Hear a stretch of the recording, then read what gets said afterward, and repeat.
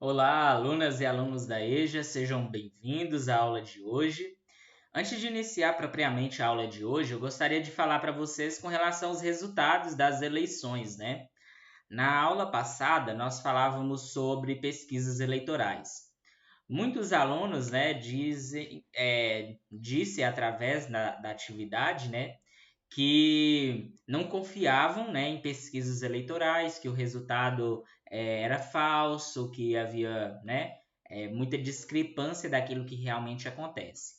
Eu gostaria só de chamar, né, a atenção com relação a esses dados estatísticos relacionados à eleição em Belo Horizonte.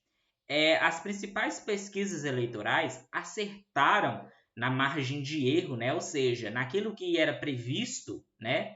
Com os seus pontos percentuais para mais ou para menos, o resultado que foi realizado na urna. Então, as pesquisas eleitorais elas atestaram uma confiabilidade do resultado, as principais pesquisas eleitorais, né? Ou seja, trouxeram verdadeiramente um resultado, né, que foi aquilo que foi representado nas urnas. Então, as pesquisas eleitorais, elas trazem sim, né, um resultado que é verdadeiro, embora nem sempre a gente é consultado, né, e nós vimos o porquê que nem todas as pessoas são consultadas. Enfim, só foi uma observação com relação a essa concepção que nós temos relacionados às pesquisas eleitorais. Nessa nossa sétima aula, né, que nós estaremos aprendendo hoje, eu vou continuar o estudo do juro simples. Provavelmente essa será a nossa última aula relacionada a juros simples. Nas próximas eu já estarei introduzindo, né, conceitos dos juros compostos, que basicamente é o foco do nosso estudo.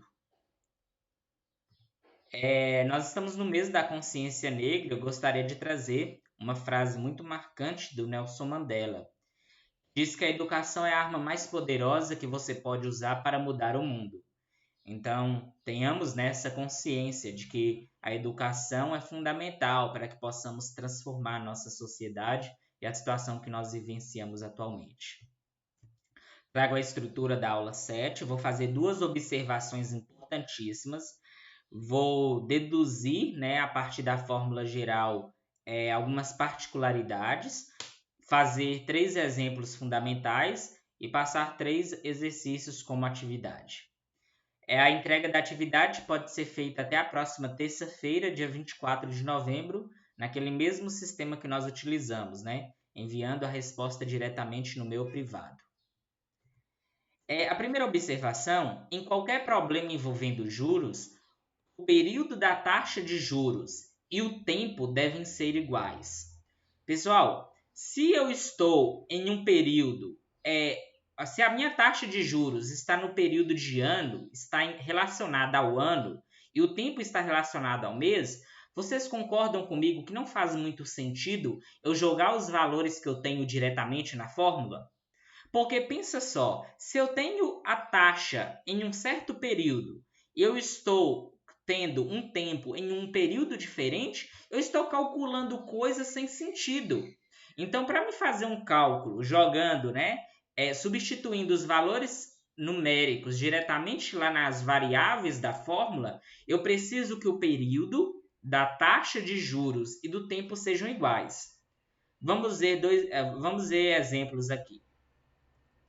Olha, se um problema traz uma taxa de juros de 2% ao ano e o tempo de 3 anos, ou seja, a taxa está no período de ano e o tempo também está em ano, eu posso substituir diretamente. Né? Eu tenho um problema que não precisa, né, de nenhum outro detalhe, não precisa de transformações.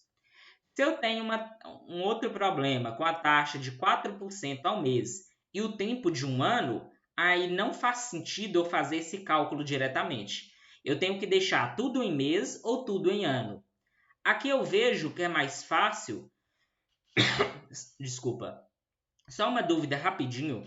Muitos alunos acham que se eu deixar 4% ao ano, eu vou obter um resultado diferente se eu deixar tudo em mês. Na verdade, eu vou obter o mesmo valor, tá? O que eu tenho que fazer de transformação é uma transformação proporcional. Por exemplo, um ano equivale a quantos meses? 12. Então, a transformação que eu tenho que fazer, se eu quero deixar tudo, né, em mês, por exemplo, é no lugar de um ano colocar 12 meses. Né? Então, dessa forma que eu estou aqui, eu não posso calcular. E fazendo a transformação, 4 meses, o tempo que estava em ano, um ano, eu estou transformando e colocando 12 meses.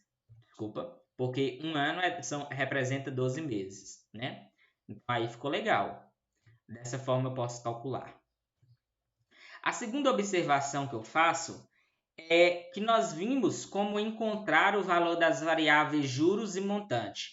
Até agora, todos os problemas que nós vimos, ou era para encontrar o valor do juro simples, ou o valor do montante, ou o valor dos juros e também o valor do montante, né?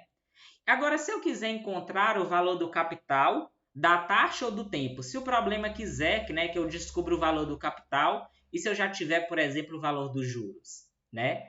Então, é isso que nós vamos buscar compreender agora.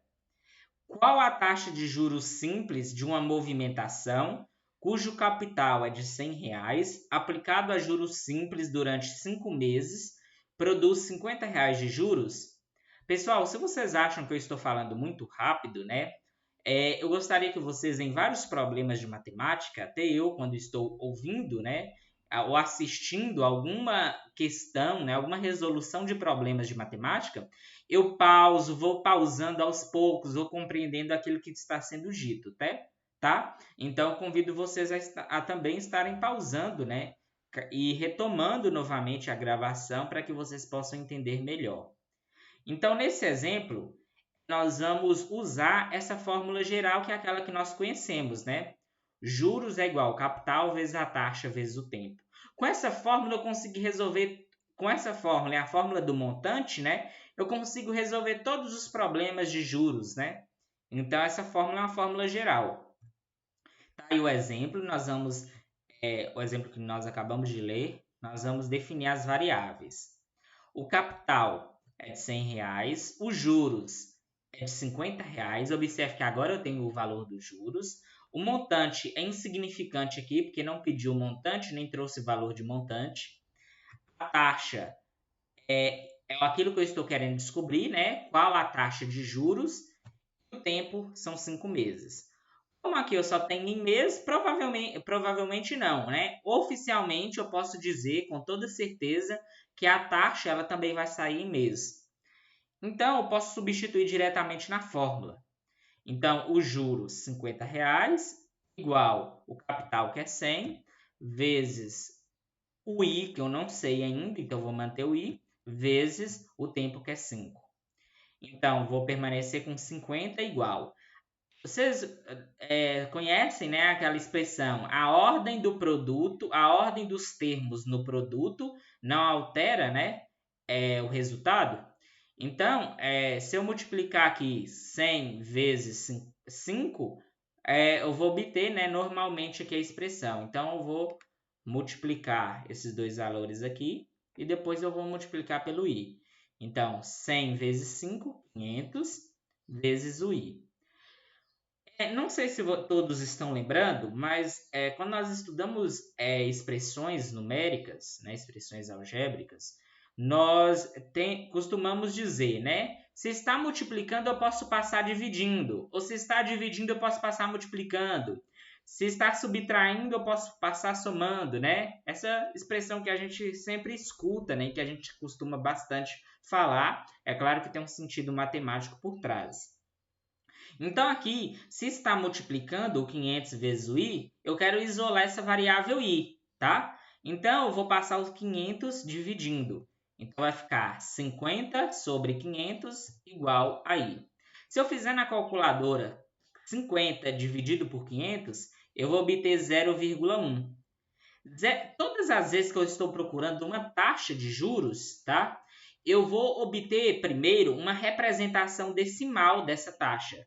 Para mim obter uma representação uma representação percentual, basta eu multiplicar por 100. Então, se eu colocar na calculadora 0,1 vezes 100, eu vou obter 10, que na verdade é 10% ao mês, porque o tempo estava em mês. Então, portanto, a taxa é de 10% ao mês. Resolvi o problema, né? Um problema diferente que a gente ainda não sabia calcular e que agora está aprendendo como calcular. Como muitos alunos têm dificuldade em exatamente fazer essas manipulações, eu gostaria de deduzir, na verdade, por essa fórmula aqui, eu consigo resolver todos os problemas. Se eu quiser encontrar o capital, se eu quiser encontrar a taxa, se eu quiser encontrar o tempo, tá bom? Basta fazer exatamente isso que eu estou fazendo aqui. Agora, se algum aluno tiver dificuldade, eu resolvi então isolar essas variáveis e deixar elas já isoladas. Não sei se vai ajudar muito, mas é uma sugestão. Para encontrar o montante, nós vimos que o montante é igual ao capital mais a taxa. Para encontrar os juros, nós usamos essa fórmula geral. Para encontrar o capital, eu isolo aqui, né? Observe que é com a multiplicação. Então, eu tenho juros igual capital vezes a taxa vezes o tempo. Se aqui está multiplicando, eu posso pegar essa taxa e esse tempo e dividir, tá? Então, o juros sobre I vezes o T, que é igual ao capital. Então, capital é igual juros dividido pela taxa vezes o tempo. Exatamente essa fórmula aqui que eu vou deduzir aqui para vocês. E assim, a gente, usando esse mesmo raciocínio, para me encontrar a taxa, eu vou ter essa fórmula aqui. Para me obter o tempo, eu vou ter essa outra aqui. Tá bom? Vamos ver exemplos utilizando essas fórmulas, vamos dizer assim, resumidas, já isoladas. Um capital foi aplicado a juros simples com taxa de 10% ao mês durante 5 meses. Se no final desse período o juro produzido foi de R$ 250, qual foi o capital aplicado? Vamos então definir as variáveis. O capital é o valor que eu não sei, que eu quero encontrar, tá bom? Agora eu quero encontrar o capital. O juros foi de R$ 250. O montante aqui pouco interessa, não quero calcular, não pediu para calcular e nem trouxe nenhum resultado do montante. A taxa 10% ao mês e o tempo 5 meses. Observe que a taxa e o tempo, os dois estão em meses, então eu posso substituir diretamente na fórmula. Vamos pegar aquela fórmula reduzida, né? E vamos começar a substituir. Os juros, 250, dividido. A taxa, observe que é 10%, ou seja, 10 sobre 100, vezes o 5. Tá no denominador aqui, tá? Ou seja, eu tenho uma fração e no denominador outra fração. Então, no numerador, eu vou permanecer com 250. E no numerador, eu vou obter, né? Aqui eu posso cancelar. Posso simplificar, né? Vai ficar 1 vezes 5, que dá 5. E embaixo sobrou 10. Vocês lembram da regra de divisão de frações? Eu vou conservar a primeira fração, ou seja, 250 sobre 1. E vou multiplicar pelo inverso da segunda. Qual o inverso de 5 sobre 10? 10 sobre 5, tá bom? O inverso de 5 sobre 10 é 10 sobre 5. Exatamente isso daqui, ó. Vai ficar 250, embaixo aqui no caso eu tenho 1, né? Que seria a primeira fração, multiplicando pelo inverso dessa segunda fração. Aqui, se eu fizer as contas, eu vou obter 250 vezes 10 dividido por 5, né? Eu posso multiplicar 250 vezes 10, vai dar 2.500, dividido por 5, dá 500. Então, o meu capital é de R$500, resolvi a questão. Vamos olhar um segundo problema. Qual a taxa de juros simples de uma movimentação cujo capital é de R$100 aplicado a juros simples durante 5 meses, produz R$50 de juros? Vamos definir as variáveis. O capital é R$100, os juros é R$50, não trouxe informação do montante, não pediu para calcular. A taxa é aquilo que eu estou querendo descobrir, o tempo é 5 meses. Observe que esse é o mesmo problema que eu resolvi anteriormente usando aquela fórmula geral. Juros é igual ao capital vezes a taxa vezes o tempo. Agora eu vou usar essa fórmula reduzida aqui, né, já isolada. Então, os juros 50, o capital 100, né, vezes o tempo que é 5. Eu vou ter 50 no denominador 100 vezes 5, que dá 500, 50 sobre 500, Se eu dividir, né, 50 dividido por 500 dá 0,1, que vai ser uma representação decimal. Se eu multiplicar por 100, eu vou ter a representação percentual, que é 10%.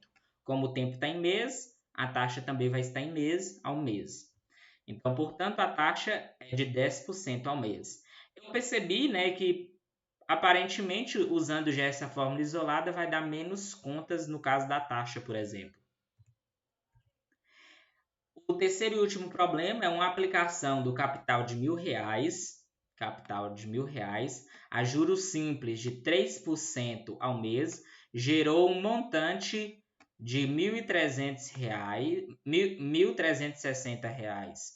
Determine o tempo em que o capital ficou aplicado para produzir esse montante. Então, agora eu quero saber o tempo. Vamos definir as variáveis. O capital, R$ 1.000. Os juros, eu não sei o valor. O montante foi dado, que é 1.360. A taxa, 3% ao mês. E o tempo é o valor que eu quero descobrir. Observem que, se eu for usar essa fórmula reduzida diretamente, eu vou obter um problema, porque essa fórmula eu precisaria ter o valor dos juros. E aqui não foi me dado o valor dos juros, foi me dado o valor do montante do capital. Mas se eu tenho o valor do montante do capital, vocês lembram dessa fórmula? Eu consigo descobrir o valor dos juros. Então, essa questão é uma questão um pouquinho mais sofisticada, né? Que você precisa calcular uma variável para poder descobrir a outra. Então, vamos descobrir o valor dos juros e depois jogar nessa outra fórmula. Então, o montante é igual a 1.360, que é igual ao capital, R$ 1.000, mais os juros. Como está somando, eu vou passar subtraindo. Vai ficar 1.360 menos 1.000 igual aos juros. 1.360 menos 1.000 dá 360, que é o valor dos juros. Então, agora eu obtive, né? Está aqui o mesmo problema. Eu obtive o valor dos juros, né? Que eu calculei, 360. Agora falta calcular o tempo, que é o que pede o problema. Vou usar essa fórmula aqui. O tempo vai ser igual a 360 dos juros dividido por R$ 1.000 do capital vezes 3%. Aqui eu já posso cortar, né? Vai ficar... Epa, aqui no slide eu falei que eu ia multiplicar primeiro. Eu posso multiplicar aqui, né? 1.000 vezes 3 dividido por 100. Aí agora aqui eu posso cortar. Embaixo ficou 1, né, que é desnecessário nem desaparecer. Aqui no numerador ficou 10 vezes 3, que dá 30. Em cima, 360. Então, vai ficar 360 dividido por 30 sobre 1. Esse 1 não precisa aparecer. Vai ficar 360 dividido por 30, que o valor dá 12. Então, o tempo, 12 meses. Fica bem fácil, né? A atividade é para entregar até o dia 24. É permitido o uso de calculadora para fazer as contas. Deixem o raciocínio, né, o passo a passo da resolução. Eu vou enviar também uma tabela com essas fórmulas que eu isolei para vocês. Não preciso nem ler essa questão, não. É uma das questões que você vai resolver. Então, desde já, né, muito obrigado. Até a próxima aula e aguardo, né, as respostas das atividades. Tenham todos uma excelente resolução de atividades.